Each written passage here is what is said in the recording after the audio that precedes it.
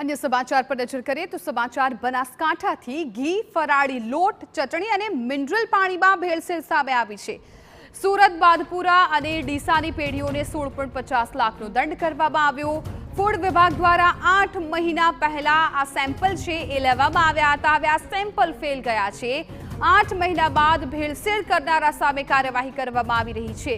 Sample fail થતા નાયબ collector દ્વારા દંડ ફટકારવામાં આવ્યો છે।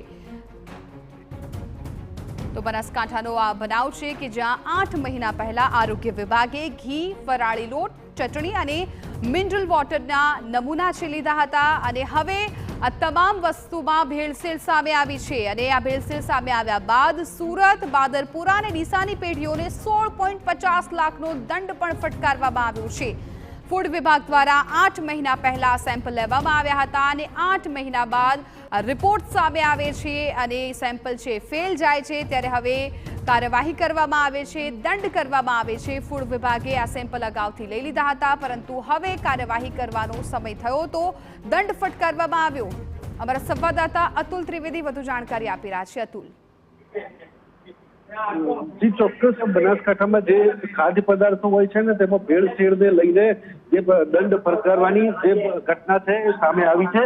જે પ્રકારે બનાસકાંઠામાંથી 8 માસ અગાઉ ફૂડ વિભાગ દ્વારા ડીસા, પાલનપુર અને સુરતની જે પેઢીઓ હતી તેમના પર કાર્યવાહી થઈ હતી અને તેના સેમ્પલ લેવાયા હતા। જે સેમ્પલ છે એ પરીક્ષણ અર્થે મોકલાયા હતા ત્યારે આ સેમ્પલ છે એ અનસબસ્ટાન્ડર્ડ જાહેર થતા તેમને નાયબ કલેક્ટરની કોર્ટમાં જે રજૂ કરવામાં હતા। ત્યારબાદ નાયબ કલેક્ટરે આજે ઘી, ફરાળી લોટ, ચટણી અને મિનરલ પાણીમાં જે ભેળસેળ સાબિત થતા આશરે 16.50 લાખનો દંડ પણ ફટકાર્યો છે। પરંતુ મહત્વની બાબત એ છે કે 8 માસ અગાઉ આ સેમ્પલ લેવાયા હતા અને જેને લઈને 8 માસ બાદ આ દંડ ફટકારાયો છે ત્યારે ક્યાંક ને ક્યાંક તંત્રની કાર્યવાહી સામે પણ સવાલો ઉઠે છે।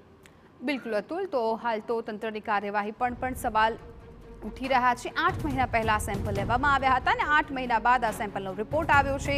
સેમ્પલ ફેલ ગયા છે અને હવે દંડ ફટકાર્યો છે।